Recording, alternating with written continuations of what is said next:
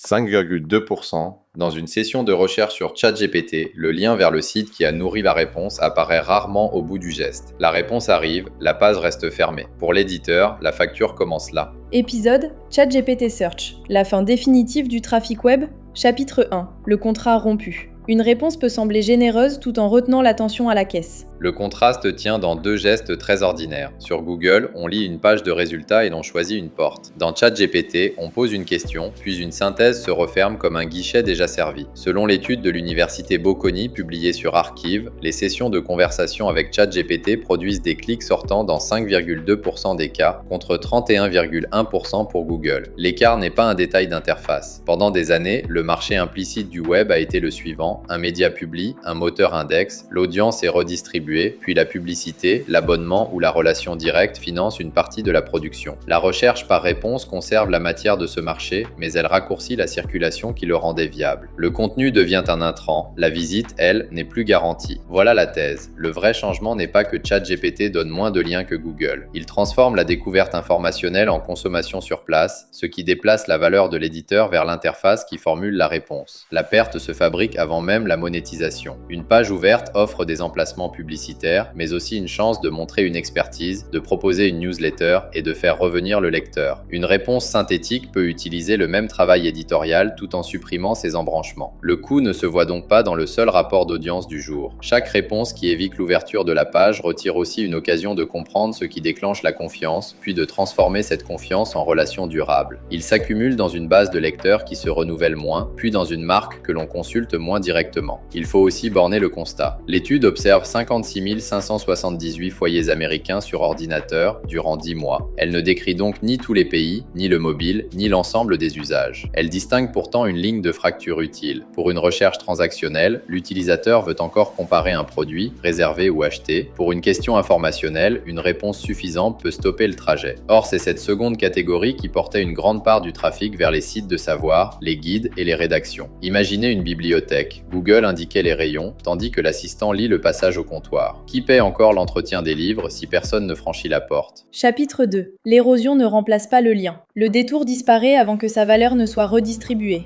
L'adoption ne retire pas seulement des requêtes à Google, elle change leur destination économique. D'après la même étude Bocconi, l'accès élargi à ChatGPT Search réduit de 9,4% l'usage des moteurs traditionnels, puis la baisse atteint 17% après 20 semaines. Ce résultat ne permet pas de prédire la suite, mais il décrit un mécanisme. À mesure qu'une habitude de réponse se stabilise, une partie des demandes quitte une place qui distribuait du trafic pour une place qui le garde. Le problème n'est donc pas une concurrence frontale entre deux boîtes de recherche, c'est une substitution du parcours informationnel. Le besoin demeure, mais le produit qui le satisfait n'exige plus la visite du producteur. La différence compte pour un directeur média. Une baisse de trafic n'enlève pas seulement des impressions publicitaires. Elle affaiblit la fréquence de retour, la collecte de consentement, les essais d'abonnement et la connaissance des lecteurs. Autrement dit, l'interface de réponse ne prélève pas uniquement de l'audience, elle compresse la capacité de l'éditeur à construire une relation rentable. Les pertes observées vont d'ailleurs là où la réponse peut facilement donner une impression de complétude. Selon Bocconi, la recherche académique recule de 32,8%, les sites de référence et de connaissances de 26,5%, tandis que l'actualité baisse de 13,4%. Ces chiffres restent attachés au périmètre américain de bureau de l'étude. Ils dessinent néanmoins une asymétrie. La requête d'information alimente l'assistant, mais elle ressort moins souvent en visite. L'actualité résiste un peu mieux, non par privilège moral, mais parce que la fraîcheur, le détail et la vérification créent encore des raisons d'ouvrir la source. Face à cette compression par l'aval, l'éditeur doit mesurer non seulement les visites perdues, mais le revenu et la relation qui n'ont jamais eu l'occasion de naître. Chapitre 3. Le mirage géo. Mesurer une citation n'est pas mesurer une audience. C'est ici que la promesse d'optimisation pour les moteurs génératifs devient séduisante. Être cité dans une réponse, apparaître dans une source, gagner en visibilité, les termes donnent l'impression qu'une nouvelle discipline va restaurer le levier perdu. Mais une étude critique publiée sur Archive montre que les gains de visibilité de 40% souvent attribués à la littérature fondatrice sur la géo reposent sur un protocole conditionné. La source est déjà injectée dans un contexte fixe. On ne mesure alors pas la probabilité réelle qu'un moteur découvre, sélectionne puis cite cette source dans le monde ouvert. On mesure surtout son comportement une fois le billet placé sur le bureau. C'est la différence entre évaluer une vitrine depuis le trottoir et remettre le produit dans la main du vendeur. La métrique peut être correcte dans son cadre et trompeuse pour une décision d'investissement. L'étude souligne aussi que la visibilité générative suit une chaîne de traitement stochastique. La requête est interprétée, des documents sont récupérés, des extraits sont classés, puis la réponse est générée. À chaque étape, des variations peuvent modifier la citation finale. Les sources se recoupent peu d'un moteur à l'autre, ce qui retire au référencement génératif l'un de ses conforts historiques, la reproductibilité relative. Une stratégie sérieuse doit donc tester plusieurs formulations, consigner les citations et comparer les résultats sur la durée. Elle ne doit pas confondre un bon jour de génération avec une position acquise. Cela ne veut pas dire qu'optimiser est inutile. Une architecture claire, des données fiables et une marque identifiable restent utiles pour les lecteurs comme pour les systèmes. Mais il faut changer l'unité de compte. Une mention n'est pas une visite. Une visite n'est pas une inscription. Une inscription n'est pas un revenu. Quand une agence vend une hausse de visibilité, la première question n'est pas combien de citations. Elle est quelle part de ces citations crée un geste vérifiable hors de l'interface et à quel coût. Sans cette chaîne, la géo risque de devenir une comptabilité de vitrine allumée dans une rue où les passants ne marchent plus. Chapitre 4. Choisir ce que l'on protège. Refuser l'accès peut coûter la visibilité. L'accorder peut coûter le lecteur. Le dilemme des éditeurs n'appelle ni capitulation ni barricade uniforme. Bloquer un robot peut protéger un corpus contre une reprise gratuite, mais ce choix peut aussi effacer une marque des usages où se forme la préférence. Laisser tout aspirer peut préserver une présence apparente, tout en donnant à l'interface dominante le matériau qui rend la visite superflue. Le bon arbitrage dépend de la couche qui crée réellement la valeur. Un article de référence largement substituable n'a pas le même pouvoir de négociation qu'une base propriétaire, enrichie par des experts et mise à jour par l'usage. Dans le premier cas, la protection pure risque de ressembler à une porte verrouillée sur une rue désertée. Dans le second, la licence peut devenir une relation commerciale, à condition que le prix couvre la production, les droits et la perte éventuelle de distribution.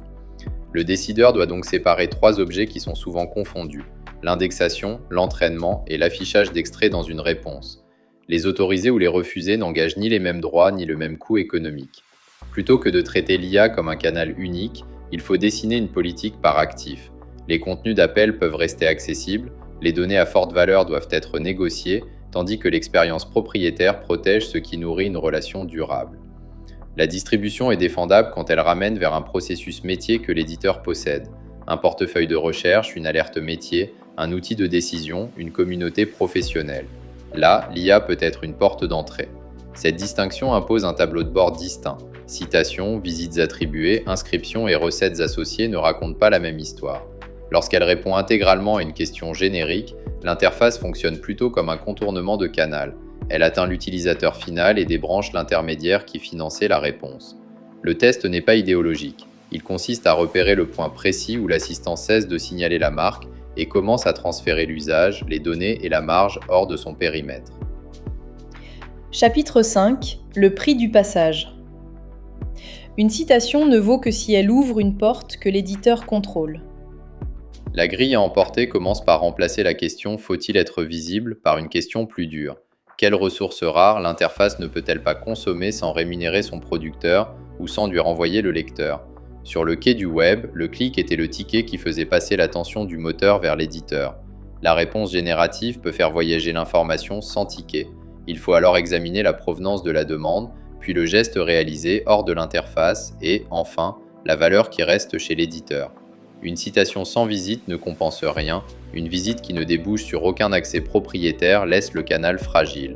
En revanche, un geste qui rémunère une donnée, un service ou une décision contrôlée par l'éditeur peut transformer l'IA en partenaire plutôt qu'en péage gratuit. Cette grille évite deux illusions symétriques. Croire que toute exposition est une victoire ou croire que tout robot est un voleur. La question décisive est le coût du divorce. Mesurez d'abord la facilité avec laquelle une plateforme peut remplacer votre contenu par un corpus équivalent. Regardez ensuite si le public retrouve la même utilité sans entrer chez vous. Reste enfin la question la plus coûteuse. Pouvez-vous couper l'accès sans perdre la découverte de ce qui vous rend unique?